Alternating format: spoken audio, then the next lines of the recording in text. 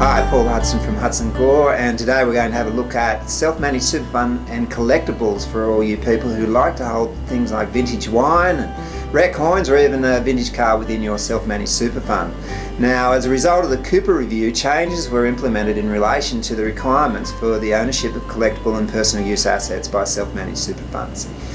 In industry speak, the rules contained in Superannuation Industry Supervision Regulations 1994, specifically Regulations 13.18AA, will apply to specified assets acquired after the 1st of July 2011 and to assets owned prior to this date, with effect from the 1st of July 2016. So basically, the ATO has given you 5 years to comply with the new regulations. Since 1st of July 2011, collectibles and personal use assets owned by a self-managed super fund must be stored, covered by insurance and independently valued according to the new guidelines.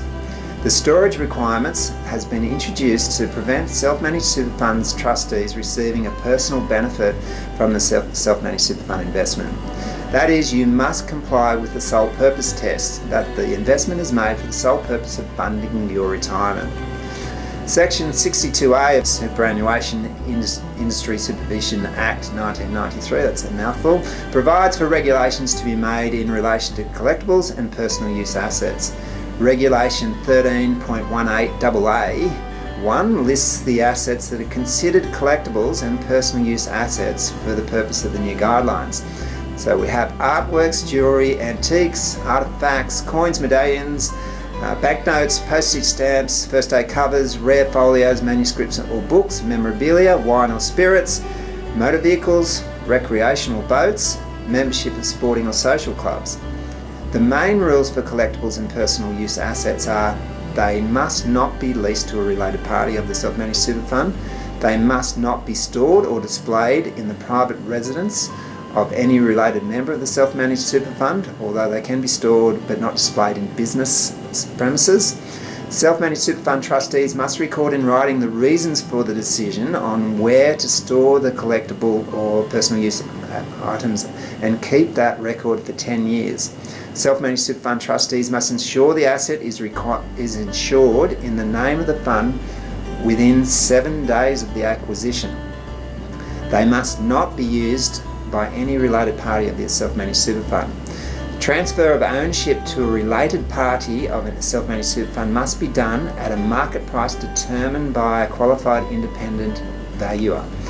If a fund acquired the collection of a personal use asset before July 2011 and sells it before the 1st of July 2016, the transaction does not need to be supported by a valuation determined by a qualified independent valuer.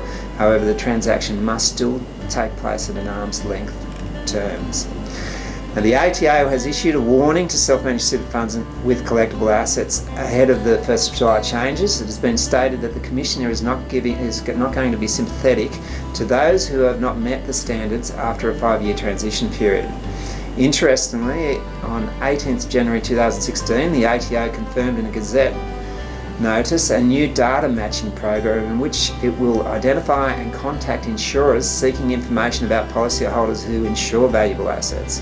It is expected ATO will issue notices to insurers next period and to acquire details of insurance policies for certain classes of assets, including marine vessels, enthusiast motor vehicles, thoroughbred horses, fine art and art aircraft, where the value exceeds nominated thresholds for the 2013-14 and 2014-15 financial years. It is estimated that more than 100,000 insurance policies details will be obtained concerning wealthy individuals. Wealthy individuals are resident individuals who, together with their business associates, control net wealth of 5 million or more. So you have been warned. As always, we're here to help, and contact us at info@hudsongore.com.au or 0293889033. Thanks very much.